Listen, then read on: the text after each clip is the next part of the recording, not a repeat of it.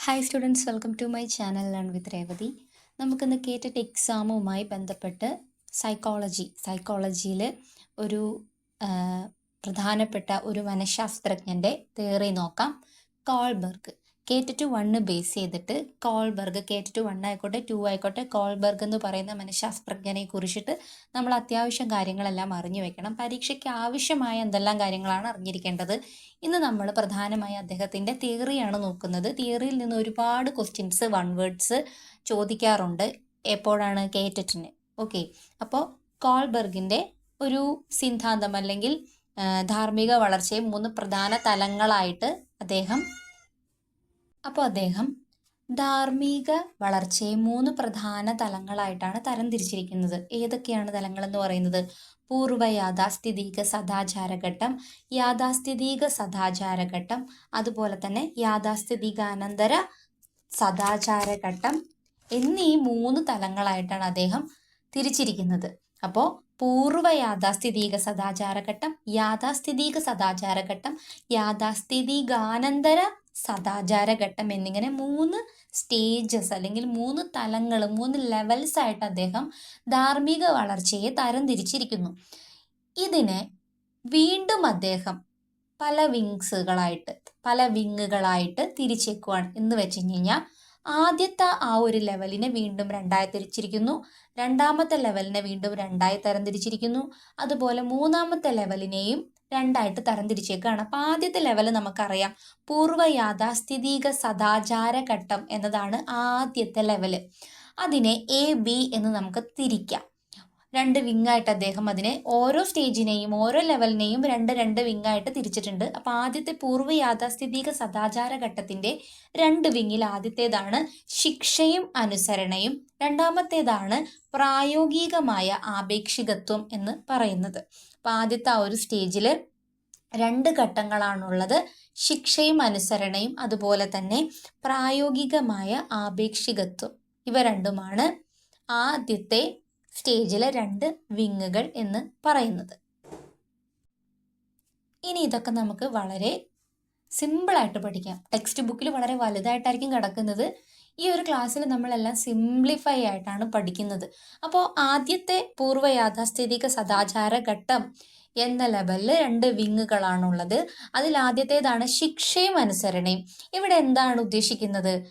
ശിക്ഷ നൽകുമെന്ന് കുട്ടിയോട് പറഞ്ഞിട്ട് അവനെ അനുസരിപ്പിക്കുകയാണ് ഇവിടെ. ഇപ്പോൾ മാതാപിതാക്കളായിക്കോട്ടെ ടീച്ചർമാരായിക്കോട്ടെ, കുട്ടികൾ ഒരു തെറ്റ് ചെയ്യുമ്പോൾ ശിക്ഷ നൽകും, നീ ഇങ്ങനെ ചെയ്താൽ നിനക്ക് ഇത്തരത്തിലൊരു ശിക്ഷയുണ്ട് എന്ന് പറഞ്ഞിട്ട് അവനെ അനുസരിപ്പിക്കുന്നു. അപ്പോൾ കുട്ടി ഭയം കൊണ്ട് ആ ഒരു തെറ്റ് ചെയ്യാതെ ഇരിക്കുന്ന ഒരു അവസ്ഥയാണ് ശിക്ഷയും അനുസരണയും എന്ന ആ ഒരു രീതിയിൽ അല്ലെങ്കിൽ എന്ന ആ ഒരു സ്റ്റേജിൽ ഉള്ളത്. ശിക്ഷ നൽകും എന്ന് കുട്ടിയോട് പറയുമ്പോൾ ശിക്ഷയെ ഭയന്നുകൊണ്ട് കുട്ടി ആ ഒരു പ്രവൃത്തി ചെയ്യാതിരിക്കുന്നു. ശിക്ഷയെ ഒഴിവാക്കാൻ വേണ്ടിയിട്ട് കുട്ടി എന്ത് ചെയ്യുന്നു? ആ കാര്യത്തെ അനുസരിക്കുന്നു. അതല്ലാതെ അവൻ ബോധപൂർവം ഞാൻ അങ്ങനെ ചെയ്യുന്നില്ല, എനിക്കങ്ങനെ ചെയ്ത് കഴിഞ്ഞാൽ അതൊരു പ്രശ്നമാണ് എന്ന് പറഞ്ഞ് അവൻ ബോധപൂർവം ഒഴിവാക്കുന്നതല്ല. അവൻ ഓൾറെഡി അത് ചെയ്യണം എന്നൊക്കെ ആഗ്രഹം ഉണ്ടായിരിക്കും, പക്ഷെ അമ്മ തല്ലും അല്ലെങ്കിൽ ടീച്ചർ വഴക്കു പറയും എന്നിങ്ങനെയുള്ള ശിക്ഷകൾ ഭയന്ന് അവനത് അനുസരിക്കുന്നതിനെയാണ് ശിക്ഷയും അനുസരണയും എന്ന് പറയുന്നത്. ഇനി വ്യക്തിപരമായ ഒരു താല്പര്യമാണ് രണ്ടാമത്തെ സ്റ്റേജിലേക്ക് എത്തുമ്പോൾ നമുക്ക് വരുന്നത്. പ്രായോഗികമായ ആപേക്ഷികത്വം. ഇവിടെ നമ്മൾ റിവാർഡ്സ് ഒക്കെ ആലോചിക്കുക കേട്ടോ. റിവാർഡ്സ് എന്ന് എഴുതി വെക്കുക. പ്രായോഗികമായ ആപേക്ഷികത്വം. ആദ്യത്തേൽ നമ്മളെ ശിക്ഷ നൽകുമെന്ന് പറഞ്ഞ് കുട്ടീനെ ഭയപ്പെടുത്തേക്കുവാണ്. കുട്ടി കാര്യങ്ങളൊക്കെ അനുസരിക്കുന്നു, ശിക്ഷയെ ഭയന്ന് അനുസരിക്കുന്നു. രണ്ടാമത്തേതിലേക്ക് എത്തുമ്പോൾ സമ്മാനം, റിവാർഡ്സ് നിങ്ങൾ ഓർത്തു വെക്കുക. പ്രായോഗികമായ ആപേക്ഷികത്വം എന്ന് പറഞ്ഞിട്ട് ഹൈഫൻ ഇട്ടിട്ട് റിവാർഡ്സ് എന്ന് എഴുതി വെക്കുക. തനിക്ക് ലഭിക്കുന്ന സമ്മാനം അല്ലെങ്കിൽ ലാഭം നോക്കി കുട്ടി എന്ത് ചെയ്യുന്നു? പ്രവർത്തിക്കുന്നു. കുട്ടിയോട് പറയുവാണ്, നീ ഇത്തരത്തിലുള്ളൊരു കാര്യം ചെയ്യുകയാണെങ്കിൽ നിനക്ക് ഞാൻ ഈ ഒരു സമ്മാനം നൽകാം, അല്ലെങ്കിൽ നീ അത് ചെയ്താൽ നിനക്ക് ഞാനിത് നൽകാം, നിനക്കൊരു സാധനം ഞാൻ തരാൻ വേണ്ടി വെച്ചിട്ടുണ്ട്, നീ ഇത് ചെയ്താലാണ് ഞാൻ തരുള്ളൂ. നമ്മൾ ടീച്ചേഴ്സ് എല്ലാം ക്ലാസ് റൂമിൽ പല രീതിയിൽ ഈ ഒരു കാര്യം ഒരുപാട് പ്രാവശ്യം റിപ്പീറ്റായിട്ട് കുട്ടികളോട് പറയാറുണ്ട് അല്ലേ? കുട്ടികളെ അനുസരിപ്പിക്കാൻ വേണ്ടിയിട്ട് നമ്മൾ പല രീതിയിലുള്ള കാര്യങ്ങൾ കുട്ടികളോട് പറഞ്ഞ് ആ ഒരു കുട്ടികളെ കൊണ്ട് ആ ഒരു കാര്യം നേടിയെടുക്കാൻ നമ്മൾ ശ്രമിക്കാറുണ്ട്. അപ്പോൾ വ്യക്തിപരമായ ഒരു താല്പര്യമാണ് ഇവിടെ വരുന്നത്. പ്രായോഗികമായ ആപേക്ഷികത്വം എന്ന് പറയുന്ന രണ്ടാമത്തെ വിങ്ങില് റിവാർഡ്സ് ആണ്, കുട്ടിക്ക് സമ്മാനം നൽകാം എന്ന് പറഞ്ഞ് കുട്ടിയെ പ്രവൃത്തി ചെയ്യിപ്പിക്കുന്നു, അനുസരിപ്പിക്കുന്നു. തനിക്ക് ലഭിക്കുന്ന സമ്മാനം അല്ലെങ്കിൽ ലാഭം നോക്കി കുട്ടി എന്ത് ചെയ്യുന്നു? പ്രവർത്തിക്കുന്നു. അപ്പോൾ ആദ്യത്തെ ലെവൽ എന്ന് പറയുന്നത് പൂർവ്വ യാഥാസ്ഥിതിക സദാചാര ഘട്ടമായിരുന്നു. അതിൽ 2 വിങ്ങുകളുണ്ട്: ശിക്ഷയും അനുസരണയും പ്രായോഗികമായ ആപേക്ഷികത്വം. ശിക്ഷയും അനുസരണയും പ്രായോഗികമായ ആപേക്ഷികത്വം എന്ന 2 വിങ്ങുകൾ വരുന്ന ആദ്യത്തെ സ്റ്റേജാണ് നമ്മൾ നോക്കിയത്. ഇനി സെക്കൻഡ് സ്റ്റേജാണ് യാഥാസ്ഥിതിക സദാചാര ഘട്ടം. അപ്പൊ പൂർവ്വ യാഥാസ്ഥിതിക സദാചാര ഘട്ടം, യാഥാസ്ഥിതികാനന്തര സദാചാര ഘട്ടം എന്നിങ്ങനെ 3 സ്റ്റേജ്. ഓരോന്നിനും 2 വിങ് വീതമുണ്ട്. സെക്കൻഡ് സ്റ്റേജാണ് യാഥാസ്ഥിതിക സദാചാര ഘട്ടം എന്ന് പറയുന്നത്. ഇവിടെ വീണ്ടും രണ്ടായിട്ട് വീണ്ടും തിരിച്ചിട്ടുണ്ട്. ആദ്യത്തേത് വ്യക്ത്യാന്തര സമവായമാണ്. നെക്സ്റ്റ് നിയമസുസ്ഥിതി പാലനമാണ്. ഓക്കെ, വ്യക്ത്യാന്തര സമവായം അവിടെ തന്നെ നിങ്ങൾ എഴുതി വെക്കുക. വ്യക്ത്യാന്തര സമവായം ഹൈഫൻ ഇട്ടിട്ട് ഗുഡ് ബോയ് ഗുഡ് ഗേൾ എന്ന് എഴുതി വെക്കുക. നല്ല കുട്ടിയാണ് നീ നല്ലതാണ്, നീ ഗുഡ് ബോയ് ആണ്, ഗുഡ് ഗേൾ ആണെന്ന് മറ്റുള്ളവർ പറയുവാൻ ആഗ്രഹിക്കുന്ന ഒരു കാലഘട്ടമാണിത്. അപ്പോൾ യാഥാസ്ഥിതിക സദാചാര ഘട്ടത്തിലെ ആദ്യത്തെ സ്റ്റേജായ വ്യക്ത്യാന്തര സമവായം എന്ന് പറയുന്നത് എന്താണ്? ഹൈഫനിട്ടിട്ട് good boy good girl stage എന്ന് എഴുതി വെക്കുക. നല്ല കുട്ടി അല്ലെങ്കിൽ നീ നല്ല കുട്ടിയാണ്, നല്ല പെൺകുട്ടിയാണ്, നല്ല ആൺകുട്ടിയാണ്, നീ ഒരു നല്ല കുട്ടിയാണ്, ഗുഡ് എന്ന് പറയുന്ന ആ ഒരു സ്റ്റേജ്.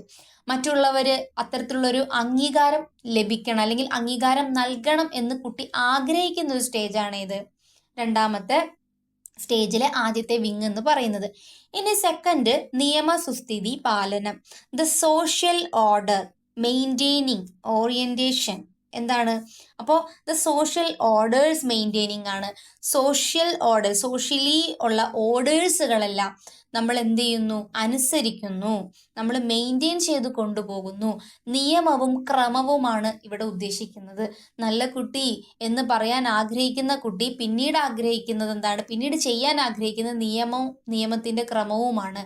സാമൂഹിക നിയമങ്ങളും അധികാരങ്ങളുമെല്ലാം അല്ലെങ്കിൽ ആധികാരികത, അതുപോലെ തന്നെ സാമൂഹിക നിയമങ്ങൾ, ഇതെല്ലാം അനുസരിക്കാൻ കുട്ടി പ്രാപ്തനാവുകയാണ്.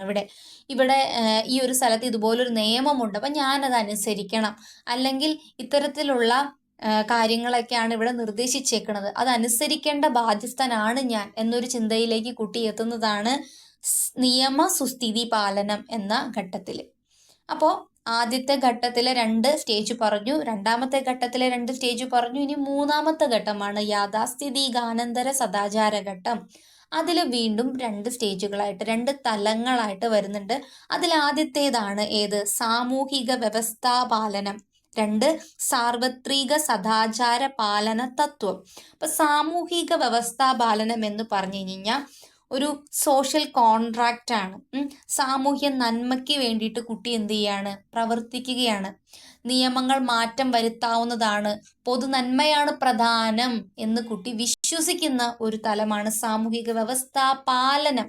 അപ്പൊ നിങ്ങൾ മനസ്സിലാക്കുക, മുന്നേ കുട്ടി നിയമങ്ങളെല്ലാം അനുസരിക്കാറൊക്കെ ആയി, ഞാൻ ഈ കാര്യങ്ങളൊക്കെ ചെയ്യണം, ഞാൻ സമൂഹത്തിൽ ഇത്തരത്തിലുള്ള നിയമങ്ങളും വ്യവസ്ഥിതികളെല്ലാം അനുസരിക്കണമെന്ന് നിൽക്കുന്ന കുട്ടി സാമൂഹിക വ്യവസ്ഥ പാലനത്തിലേക്ക് എത്തിക്കഴിഞ്ഞു കഴിഞ്ഞപ്പോൾ നിയമങ്ങൾ വേണമെങ്കിൽ നമ്മുടെ രീതിയിലൊക്കെ മാറ്റാം, എല്ലാ നിയമമൊന്നും അനുസരിക്കണം എന്നില്ല, നന്മയാണ് പ്രധാനം. ചില നിയമങ്ങളൊക്കെ, എല്ലാ നിയമങ്ങളും ഒന്നും നമ്മൾ അംഗീകരിക്കണം എന്നില്ല അല്ലേ? നമ്മൾ ഓരോരുത്തരും യുണീക്കാണ്, വ്യത്യസ്തരായിട്ടുള്ള വ്യക്തികളാണ്. അപ്പൊ പല രീതിയിലുള്ള അഭിപ്രായ സ്വാതന്ത്ര്യം ഉള്ള ആളുകളായിരിക്കും ഓരോരുത്തരും. അപ്പോൾ പല നിയമങ്ങളും നമ്മൾക്ക് ചിലപ്പോൾ ദഹിക്കാത്തതായിരിക്കാം, ദഹിക്കുന്നതായിരിക്കാം. അപ്പോൾ ഈ ഒരു സ്റ്റേജിലേക്ക് എത്തുമ്പോൾ എനിക്ക് ഈ നിയമത്തോട് അല്ലെങ്കിൽ ഈ കാര്യങ്ങളോട് എനിക്ക് താല്പര്യമില്ല, ആ പറഞ്ഞതിനോട് എനിക്ക് താല്പര്യമില്ല. ഇപ്പൊ നമ്മൾ പ്രിയദർശിനിയുടെ കാര്യം തന്നെ എടുത്തോട്ടെ, പല ആളുകൾക്കും പല അഭിപ്രായമാണ്, ചിലവരനുസരിക്കും ചിലവർ അനുസരിക്കില്ല. അപ്പോൾ അത് സാമൂഹിക നീതിപരമായിട്ട് അല്ലെങ്കിൽ സമൂഹത്തിന് നല്ലതല്ലാത്ത രീതിയിൽ നമ്മൾ പ്രവർത്തിക്കുകയാണെങ്കിൽ നമുക്ക് അതിനുള്ള ശിക്ഷ ലഭിക്കും. അതല്ലാതെ ചില നിയമങ്ങളെല്ലാം അനുസരിക്കേണ്ട ആവശ്യമൊന്നുമില്ല. സമൂഹത്തിന് നന്മയുണ്ടായാൽ മതി, നന്മയ്ക്ക് വേണ്ടി പ്രവർത്തിക്കണമെന്നേ ഉള്ളൂ. അതല്ലാതെ ഇതെല്ലാം ഒന്നും എൻ്റെ ചിന്താശേഷിക്കൊന്നും പറ്റാത്ത കാര്യങ്ങളൊന്നും ഞാൻ എന്ത് ചെയ്യേണ്ട ആവശ്യമില്ല, അനുസരിക്കേണ്ട ആവശ്യമില്ല എന്ന ഒരു ധാരണയിലേക്ക് കുട്ടി എത്തുന്ന ഒരു സ്റ്റേജാണ് ഏത്? സാമൂഹിക വ്യവസ്ഥാ പാലനം എന്ന് പറയുന്നത്. ഇനി ഏറ്റവും ലാസ്റ്റ് സ്റ്റേജ് എന്ന് വെച്ച് കഴിഞ്ഞാൽ മൂന്നാമത്തെ ഘട്ടത്തിലെ 2ാമത്തെ സ്റ്റേജ് എന്ന് പറയുന്നത് സാർവത്രിക സദാചാര പാലന തത്വമാണ്. ഇവിടെ എംപതി എന്താണ്? ദ യൂണിവേഴ്സൽ എത്തിക്കൽ കോൺട്രാക്റ്റ് ആണ് എമ്പതി. ഓക്കെ, മനസാക്ഷി, നീതി, സത്യം എന്നിവയ്ക്കൊക്കെ വേണ്ടിയിട്ട് കുട്ടി നിലകൊള്ളുകയാണ്. സാർവത്രികമായിട്ടുള്ള അല്ലെങ്കിൽ സാർവത്രികമായിട്ടുള്ള സദാചാരപരമായിട്ടുള്ള പാലനങ്ങൾ അല്ലെങ്കിൽ പരിപാലനങ്ങൾ, പാലന തത്വങ്ങളെല്ലാം നിയന്ത്രിച്ച് കുട്ടി സ്വന്തം മനസാക്ഷിക്ക് നിരക്കുന്ന രീതിയിൽ പെരുമാറുന്നു, പ്രവർത്തിക്കുന്നു, നീതി, സത്യം എന്നിവയൊക്കെ ഉൾക്കൊള്ളുന്നു. അപ്പൊ നമ്മള് കോൾബർഗിന്റെ പ്രധാനപ്പെട്ട ഒരു തിയറിയാണ് നോക്കിയത്. സാൻമാർഗിക വികാസം അല്ലെങ്കിൽ നൈതിക വികാസം എന്നാണ് ഈ ഒരു തിയറിക്ക് പറയുന്ന രണ്ട് പേരുകൾ. ഒന്നിൽ സാൻമാർഗിക വികാസം എന്നോ അല്ലെങ്കിൽ നൈതിക വികാസം എന്നോ പറയുന്നുണ്ട്. ഇതിന് 3 ഘട്ടങ്ങൾ പ്രധാനമായിട്ടുണ്ട്. പൂർവ്വ യാഥാസ്ഥിതിക സദാചാര ഘട്ടം, യാഥാസ്ഥിതിക സദാചാര ഘട്ടം, യാഥാസ്ഥിതികാനന്തര സദാചാര ഘട്ടം. ഇനി ഈ ഘട്ടങ്ങളെയെല്ലാം രണ്ട് സ്റ്റേജുകളായിട്ട് വീണ്ടും തിരിച്ചിട്ടുണ്ട്. അതിൽ പൂർവ്വ യാഥാസ്ഥിതിക സദാചാര ഘട്ടത്തെ ശിക്ഷയും അനുസരണയും പ്രായോഗികമായ ആപേക്ഷികത്വം എന്ന് തിരിച്ചിട്ടുണ്ട്. ശിക്ഷയും അനുസരണയും എന്താണ്? കുട്ടിയെ ഇന്ന രീതിയിൽ ശിക്ഷിക്കുമെന്ന് നമ്മൾ പറയുമ്പോൾ ശിക്ഷയെ ഭയന്ന് കുട്ടി ആ പ്രവൃത്തി ചെയ്യുന്നു. അവന് താല്പര്യം ഉണ്ടായിട്ടല്ലായിരിക്കും, ശിക്ഷയെ ഭയന്നുകൊണ്ട് ചെയ്യുന്നു. പ്രായോഗികമായ ആപേക്ഷികത്വം റിവാർഡ്സ് ആണ്, സമ്മാനങ്ങളൊക്കെ നൽകാമെന്ന് പറഞ്ഞ് കുട്ടിയെ അനുസരിപ്പിക്കുന്നു.